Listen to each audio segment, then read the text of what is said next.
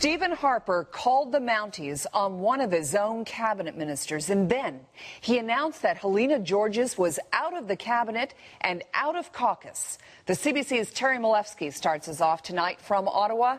Terry. Well, Carol, this is no longer a mini scandal about a minister with a hot temper. Now it's a criminal investigation and a black eye for the government. Of course I'm disappointed with this.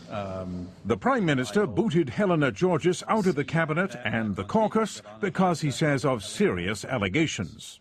I've referred the allegations to the Conflict of Interest and Ethics Commissioner and to the RCMP. Under the circumstances, I will not comment on them further.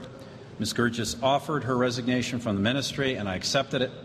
Pending a resolution, she will sit outside of the Conservative Party caucus.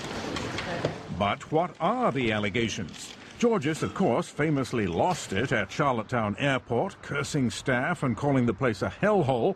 Then her own staff got caught writing bogus letters defending her, but those are hardly police matters. So could the problem be her husband, Rahim Jaffer, the former Conservative MP? Harper would not say. Mr. Jaffer is a private citizen. But Jaffer's life is a lot less private after yesterday's story in the Toronto Star. It said Jaffer tried to peddle influence he didn't have. This on the very night that he was busted for speeding, allegedly with alcohol in his system and a bag of cocaine in his pocket. The more serious charges were dropped, but none of this suggested that Jaffer's wife was doing any influence peddling of her own. So why was she tossed overboard? It needs to be in the light of day. This is a government that preaches accountability and transparency. Well, let's see a little. The opposition leader wants to know more about the allegations and Rahim Jaffer. He was using his, as we understand, his MP's card and using some of the services, so we understand, of his wife's office.